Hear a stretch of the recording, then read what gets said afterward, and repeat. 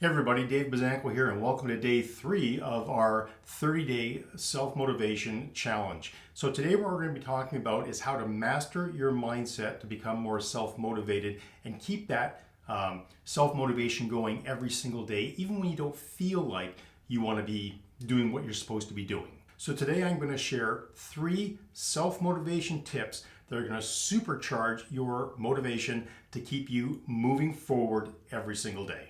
But before I do that, did you realize that only 9% of people who set a new goal for themselves or even a New Year's resolution end up reaching that goal? Why is that? I mean, if only 9% of people can reach their goals, there's got to be a common thread or a common problem. And most often it just boils down to, are you self-motivated enough to keep moving forward, to continue the process to reach that goal? And when you get stuck, how do you get unstuck? How do you fix that problem? That's the big issue that we need to tackle today. So today I'm going to share a 3-step process with you that all comes from the book Start With Why from Simon Sinek. Now in this 3-step process, what we're going to be talking about are 3 things that are going to supercharge your ability to stay motivated on a daily basis. And once I go through those 3 things, you're going to find that not only are you motivated to keep going and keep moving forward, but you're going to really understand why that's more important to you than doing the other thing, which is the habit that you're trying to get away from, or the reality that you're trying to move away from towards a new reality, which is your goal. Now, one of the things that I can share with you is that once you reach your goal state, then you're going to set a new goal state for yourself, because once you kind of hit that plateau, there'll be something else that you'll want to achieve.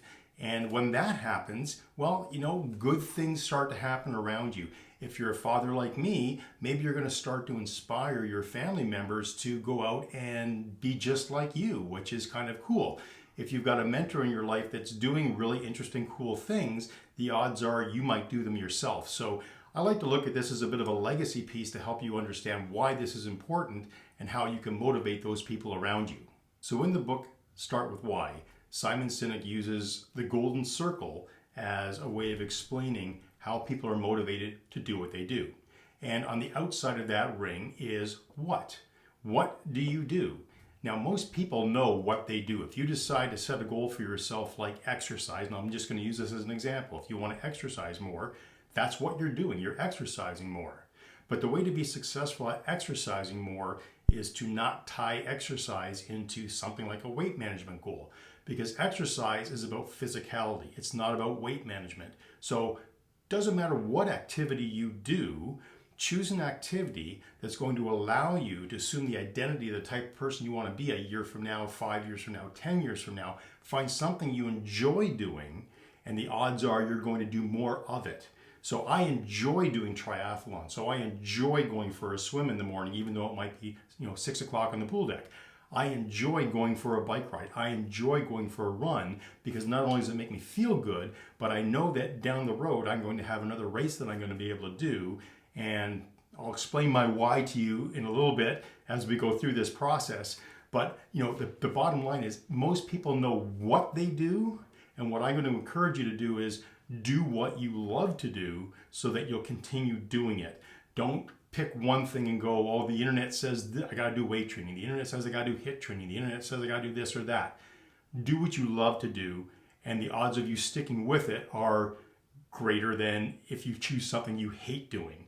And then just find a way to do that one thing you love to do in a way that's going to serve your purpose, right? So whether that's, being more physically fit down the road so that you can do certain events, whatever it happens to be, just have that as your goal and know what you're doing. And that takes me to my second step. How are you doing it? So the outside ring is what are you doing? Most people know that. Where people get lost is how. How do you exercise in a way, if we're using exercise as an example, how do you exercise in a way that's going to serve your end goal? So for example, if your end goal is to be physically fit so that when you're 60, 70, 80, you can still get around and have that youthful ambition and that youthful feeling, then you have to do a combination of things. You got to do a little bit of strength training, you got to do some cardiovascular fitness, but when you're doing those things, think about what else might you want to have. And in my case, I really want to have a healthy brain. And to have a healthy brain, I have to create something called BDNF, brain-derived neurotrophic factors. What that is like miracle growth for my brain. So when I go out and exercise, I do it intentionally. That's how I do it. I do it intentionally to create an opportunity for my hippocampus to grow new brain cells, right? That's going to keep my mind sharp as I grow older. And I've got a history of dementia in my family. So it's hugely important for me to create an environment for my brain to create more healthy brain cells so that if I'm carrying some sort of genetic disposition that's going to cause me to have dementia one day, well, hopefully, even if I live to be 100 years old, I'll have continued a lifestyle that allowed me to grow new brain cells, and in doing so, I've outrun the disease. That's kind of one of my big focus points that I'll talk about when I get to the next step, which is why. But suffice to say that when you're thinking about how, think about how you're exercising, think about what you want to achieve as far as a goal, and then exercise with intent and purpose. Craig Alexander, a three-time Ironman world champion, famously said, a workout without purpose has no purpose. So that just simply means be intentional, know why you're doing what you're doing, do it to the degree that you need to do it so that you will get the outcome you're looking to achieve. One thing my dad did, he played basketball his entire life. He thought that was an aerobic activity. That's not. A lot of my friends who play hockey, and I used to play pickup hockey, they think that's an aerobic activity and it's good for their heart. It's not. It's a stress test. When you're playing basketball, when you're playing hockey, that's highly anaerobic. Think about it. You're sprinting up the ice, then you're resting. You're sprinting, then you're resting. Think about basketball. You're sprinting down the court, then you're resting. You're sprinting, then you're resting. Yeah, you might be sweating a lot, but that is nothing more than a high intensity anaerobic exercise.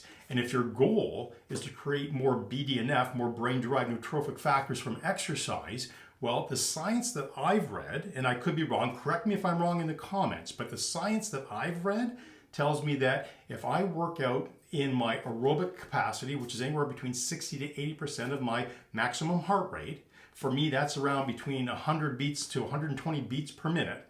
So I'm wearing a watch when I'm training. If I keep my heart rate in that zone, that's the zone at an extended period of time where I give my body, my brain, the opportunity to create new brain cells. So that's how I exercise with intent. Knowing that I'm doing that, I don't focus on the scale, right? I don't focus on those type of measurables because what I'm focusing on is how I'm exercising so that I can enjoy better quality of life down the road. How I stay motivated is by something like this. I check the box and say, I did the right exercise. I did it again today. That's my goal right there. That's my goal, is to feel good right there, right? So when we talked about on day one, right, we've got our community here. This is our social incentive. This is our immediate reward. This is day number 3 of me shooting videos, but I've also exercised today. I've also gone for a big walk with Ralph. I'll post that video in a little bit as well. But this is that immediate reward that takes that sort of long-term goal and brings it into the present day so that I can achieve through the days adding up that compounding interest, right? Compounding interest is what gets me to my financial goals. It gets me to my health and physicality goals. The hard part is you don't see it today, tomorrow, or the next day. It takes years to get there. So you stay self-motivated by having something like this to make you feel good that you did the right thing today because you knew that what you were doing, how you were doing it, was the right way. And that takes me to my final step.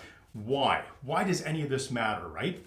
So the good news about creating a why statement for yourself is that it's going to help give you drive and purpose and be self-motivated to keep moving forward. What I will say is that you don't have to have just one why statement, and you might have several why statements, and your why statement might change. Because here's the thing, what you believe is possible for your life today might change tomorrow. When I started my Ironman journey, and I ran into that Ironman triathlete while I was out for a run one day, and he said, Dave, if you ever want to do this Ironman thing, your belief system is going to have to change. So my why when I started running was so that I would have a healthy brain one day down the road. I didn't even know what BDNF was. I just wanted to exercise in a way that I thought was going to create a healthy heart for me, which it did, but that's a moment in time. I needed to do something and have a reason to keep moving forward other than a race, right? I want that quality of life. So my why, one of my whys is I exercise every day so that I can enjoy youthful activities for the rest of my life.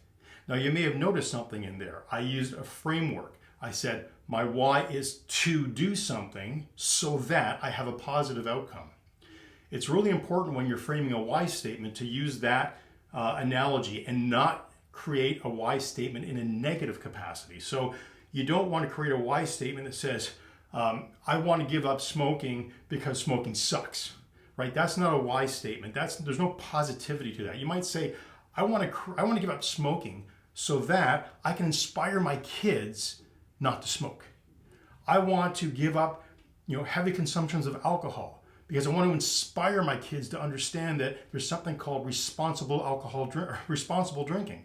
I want to exercise so that I can enjoy youthful activities one day down the road, right? I want to teach people how to be more resilient so that in turn they can learn how to have more health and happiness in their lives. So I've just given you a bunch of examples of how to create a why statement for yourself. That comes with a lot of self-reflection. You can have more than one why statement, but the more why statements that you have, and I would say maybe 2 or 3 might be the maximum you would want to have, that's what's going to keep you focused on days when you don't want to get out of bed to either exercise, when you see that bag of chips at the grocery store and you don't buy them. There's going to be an inner voice in your head that says, this is not going to help me get to that end goal that I want to have there. And that end goal doesn't end when I cross that finish line.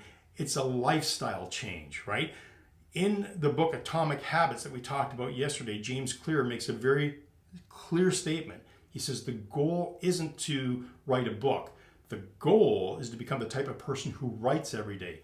The goal isn't to run a marathon. The goal is to become the type of person who runs every day. This is about habits that become a lifestyle. And when you want to create a lifestyle, you have to be self-motivated to do the right thing every day because nobody's forcing you to do it. You've got to be the person that's convincing yourself this is the right thing to do. And if you're not clear on why you're doing it, you're going to struggle and you're typically going to fail. And that's why, going back to that originally opening statement, we're a couple of days from New Year's Eve. People are going to be making New Year's resolutions, and the statistics say that only 9% of people are going to actually achieve their goals. Why? Because they don't know the process of self-motivation. They are focused on the wrong things. And when they don't see the immediate return on their time or pain invested in doing this new lifestyle change, they quit. They don't give themselves the time they need to move forward. So, to recap, we're going to talk about how you become supercharged to stay self-motivated. Well, it starts with those 3 things. Understand what you're going to do. Pick something you love to do. Understand how you're going to do it so that it helps you achieve the goal you're trying to reach. And then understand why you're going to do it. What is the positive outcome that this is going to give you by starting this new healthy habit or this new whatever you're trying to achieve? Do those 3 things, and I promise you, you are going to have the motivation you need to keep moving forward. And the funny thing is, a lot of dads think about, I want to walk my daughter down the aisle, or I want to do something special with my son, be there for him to get married, be there to play with my grandkids. That's kind of it's a bit of a weak goal. I got to say, because once you walk your daughter down the aisle, or once you meet your grandkids and start playing with them, do you want to be the crusty old guy that can't do anything with them or barely get down the aisle and you're out of breath? Or do you want to be that shining example in their life that says, hey, I am, if you are able-bodied, I'm able-bodied and I'm making the most of what I have today. I will say this, I'm very grateful every day for having the physicality that I have. It's taken 18 years of investing into this point. I'm 58. I feel like I'm 25. I'm not exaggerating. I've seen it many times in comments that doing things like triathlon, multi-sport is like the fountain of youth because there's enough activities in there that keep you interested and occupied and doing interesting different things. It's not the same thing every day. That variety is the spice of life. But if you do things, if you understand what you're going to do because you love doing it, You understand how to do each of those different activities in a way that's going to serve your end outcome. And then why you do it, because, hey, I want to be there for my kids. I want to be the example. So my dad passed away when he was in his early 70s. He spent the last 10 years of his life dealing with dementia.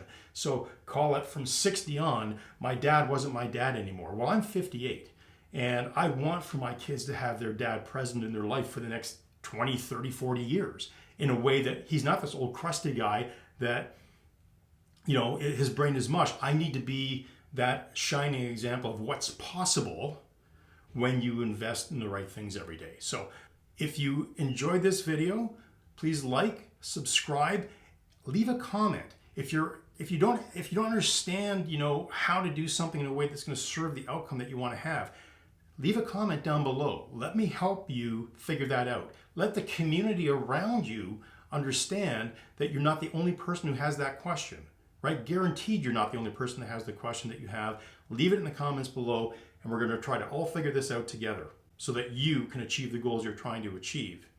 Now, tomorrow, in this video right here, we're going to be talking about moving from a fixed to a growth mindset. That's another hugely important step moving forward in this process of learning how to develop self-motivation. So thanks for sticking with me. Hopefully you're on day 3 of what's going to be an amazing journey for you, and you'll continue to move forward with us for the next 30 days. Thanks. Have a great day, and we'll see you in the next video.